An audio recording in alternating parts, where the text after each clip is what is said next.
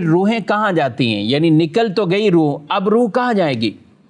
تو روحوں کے حوالے سے یہ مختلف ہے، حسب مراتب، جس قدر آدمی نیک ہے تو اسی طرح اس کی روح اسی طرح سفر کرتی ہے اور آزاد ہو جاتی ہے۔ دنیا کے اندر تو گویا کہ وہ ایک جسم میں قید ہے، مرنے کے بعد وہ آزاد ہے اور کہاں کہاں وہ سیر کرتی ہے۔ حضرت مولا کائنات شیر خدا علی المرتضیٰ کرم اللہ تعالی وجہ الکریم آپ فرماتے ہیں ارواح المؤمنین فی بئر زمزم، کہ مومنوں کی جو روحیں ہیں یہ زمزم کے کنویں پر، چائے زمزم پر ہوں گی۔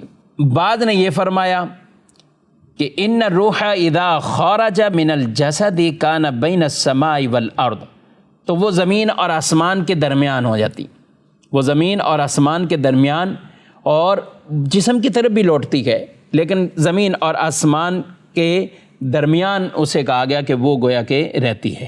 اور یہ بھی فرمایا گیا بعض کی پہلے آسمان پر، بعض کی دوسرے آسمان پر، حسب مراتب یہاں بھی ہوگی۔ اور ایک حدیث نبی پاک صلی اللہ علیہ وسلم نے یہ بھی ارشاد فرمایا کہ ان ارواح المؤمنین فی السماء السابعہ، کہ یہ 7ویں آسمان پر ہیں، اور وہ روحیں کیا کریں گے؟ ینظرون الی منازلہم فی الجنہ، وہ جنت میں جو ان کی جگہیں ہیں، جو ان کے مقام منزل ہیں، تو وہ اس کو دیکھ رہے ہوں گے، یعنی 7ویں آسمان پر روحیں ہوں گی اور وہ اس کو دیکھ بھی رہی ہوں گی کہ جنت میں انہیں کیا مقام عطا فرمایا جائے گا۔ تو حسب مراتب اچھوں کی، مومنوں کی روحیں یہ حسب مراتب علو کریں گی، بلندی کریں گی، سیر کریں گی۔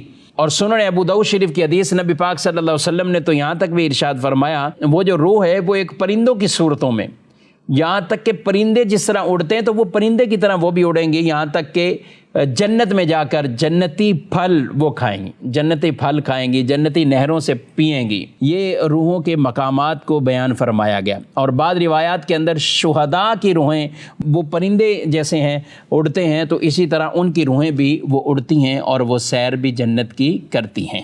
تو مسلمان کی روح آزاد ہو جاتی ہے اور وہ سیر بھی کرتی ہے۔